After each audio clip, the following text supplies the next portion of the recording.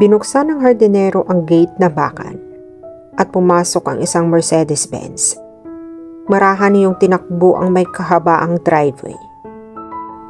Kotse ba ni Kyle ang nasa dulo ng garahe, Mang Kanor? Tanong ni Alora pagkamatiyak ng kotse iyon ng kapitan. Oo, ma'am. Napangiti ang dalaga. Napapadalas ang dalaw ng kapitan.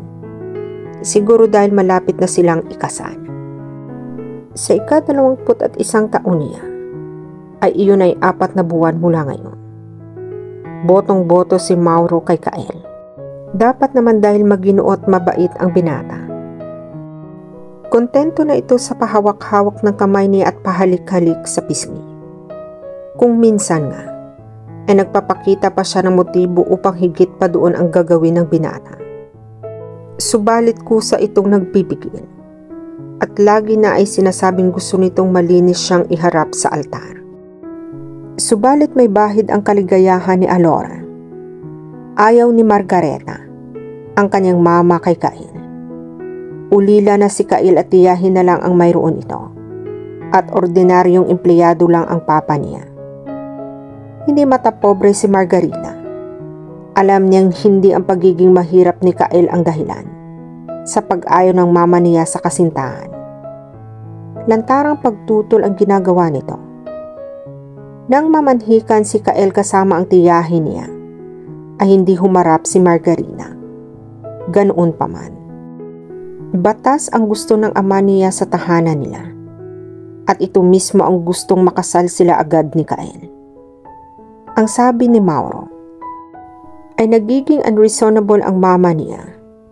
Mula nang makulong ito sa wheelchair sanhi ang pagkahulog dito sa hagdan. Dalagita pa lamang siya. Gusto ng papa niya na magiging maligaya siya.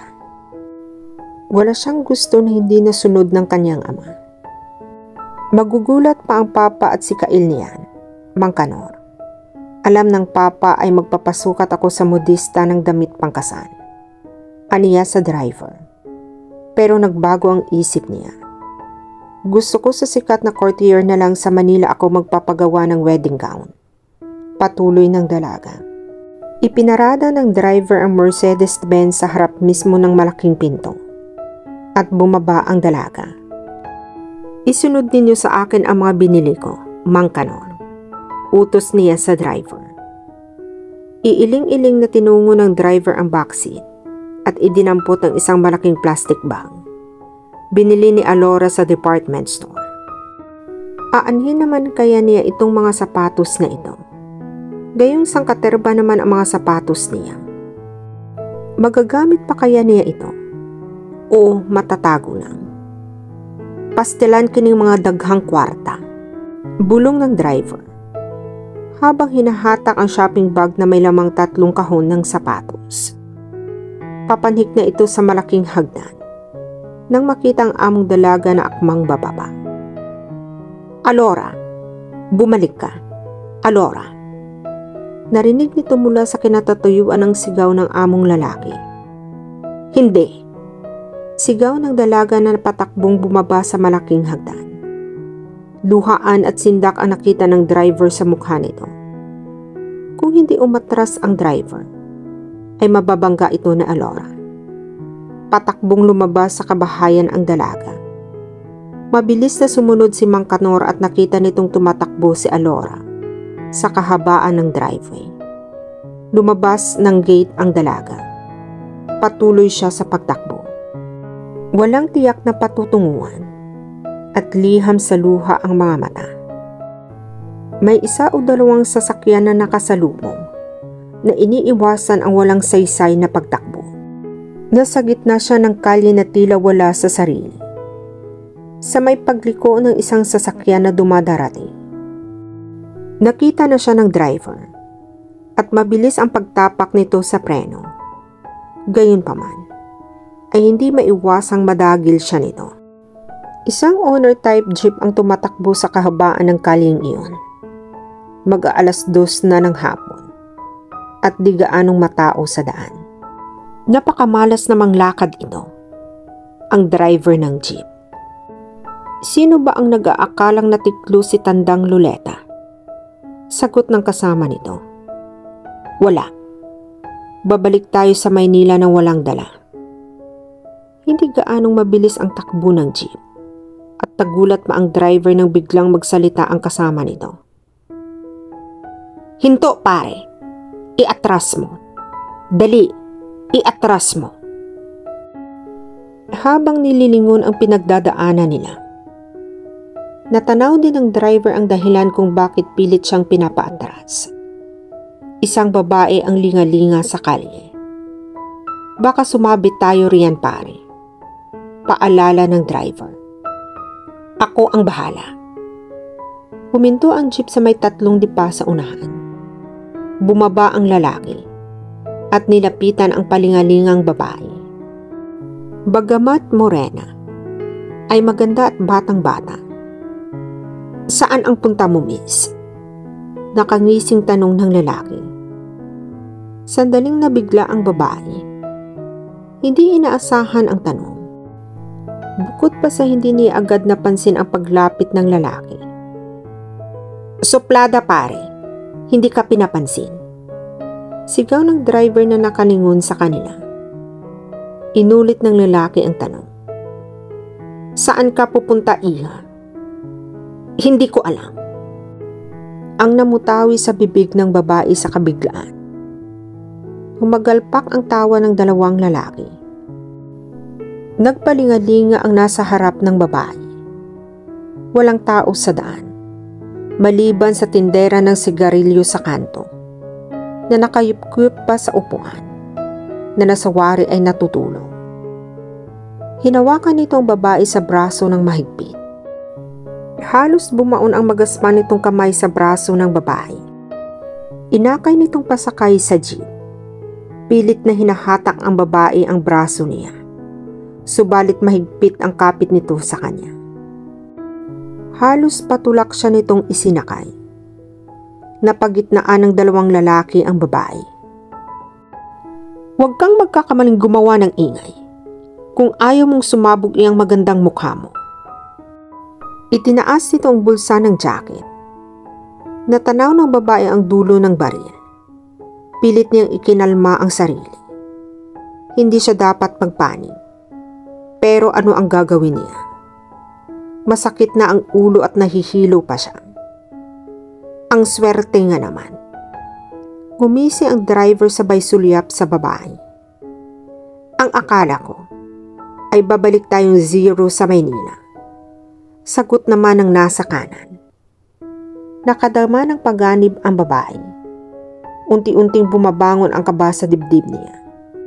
Napakaganda mo, iha. Sariwang-sariwa. Hinimas ito ang pisngi ng babae. Gustong manayo ang balahibo niya at diring-diri siya sa lalaki. Amoy tabako at mabahong hininga nito.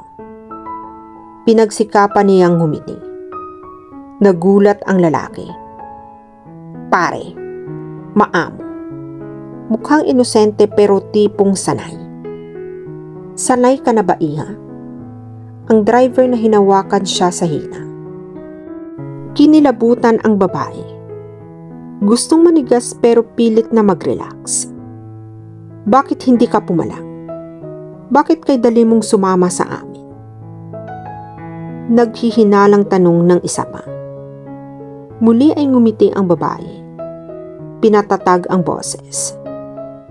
Kung papalag ako, iiwanan mo ako sa kalye? Humagalpak ng tawa ang driver. May katwiran. Iiwanan mo nga ba naman siya? Saan ang punta natin? Lakas loob niyang tanong. Sa Maynila. Bakit? May reklamo? Mabuti. Gusto kong makarating doon. Sagot ng babae. Ngumisi ang driver. Hindi tayo mahihirapan sa isang ito. Mukhang stowaway. At anong inaasahan mo mangyari sa iyo sa Maynila? Tanong ng nasa kanan niya na inakbayan siya. Para siyang hihimatayin sa takot pero kailangan niyang maging matalino sa pagkakataong ito. Tiningnan niya ng diretso ang lalaki at pilit na pinupungay ang mga mata. Kahit anong paraan, pagkakaperahan. Binigyan din niya ang kahit anong paraan. Noon lang nag-relax at muling tumawa ang nasa kanan niya. Narinig mo? Narinig mo? Wika nito sa kasamang driver. Pagdating natin ng Maynila, iya, magkakapera ka. Tinitiyak ko sa iyo. Maging mabait ka lang. Pinisil ang baba niya at bigla siyang hinalikan sa labi. Muntik na siyang mapatili. Gusto niyang sipain at kalmutin ang lalaki. Pero hindi niya gagawin. Hindi niya gagawin ang gusto niyang makaalpas mula sa dalawang ito. Sa pier ipinarada ng lalaki ang jeep. Bumaba ang driver. Kukuha na ako ng ticket natin. Wika nito sa kasama. Pwede na ang mumurahing cabin. Itong jeep. Pahabol ng lalaki sa paglakad ng kasama. Tulad ng dati, may kukuha niyan. Iwanan ko ang susi sa tindera ng sigarilyo. Nang mawala sa paningin nila ang driver, ay nagpalingalinga ang babae. Wala bang CR? Kanina pa ako naaano. Naghihinalang tiningnan siya ng lalaki. Kung balak mong tumakas ay kalimutan mo. At muling itinaas ang bulsa ng jacket na pinaluluuban ng baril. Hindi ko iniisip iyon. Kung gusto mo samahan mo pa ako sa loob. Sa barko na. Tiisin mo. Nagpapanik na siya sa loob niya. Paano niya matatakasan ang lalaking ito? Pag nasa barko na sila, ay imposible nang tumakas dahil tiyak na ikukulong siya sa cabin ng mga ito. Kailangan ngayon siya gumawa ng paraan. Habang wala ang isa nitong kasama, isang malaking van ang pumarada sa tabi ng jeep. Sa bandang kanan, napalingon ang lalaki na biglang umalma dahil sa distansya ng van at ng jeep. Halos mahigit ng 1 dangkal lamang ang pagitan ng dalawang sasakyan. Suminyas ang lalaki sa driver ng van na dumistansya subalit hindi ito pinigyan pansin. Abat ang tarantadong ito kung pumarada. Sabi nitong yumuko upang silipin ang espasyo sa pagitan ng dalawang sasakyan. Nakasilip ng pagkakataon ang babae at mabilis na nagpasya. Sa driver's seat dumaan at mabilis na bumaba. Nakakailang hakbang na siya palayo nang mag-angat ng ulo ang lalaki. Hoy! Abat! Mabilis na akmang bababa ito sa dinaanan niya na nahirapan ng kaunti dahil sa may katabaan. Malaking bagay para sa babae ang pagkaabala ng lalaki at nakadistansya siya ng kaunti. Mabilis na tumakbo at lumilingon paminsan-minsan. Nakita niya ng kapain ng lalaki ang bulsa ng jacket nito. Binilisan niya ang takbo at sumama sa ibang mga tao. Natatanaw niya ang ulo ng lalaki. Sa may dulo ng pantalan ay wala ng tao.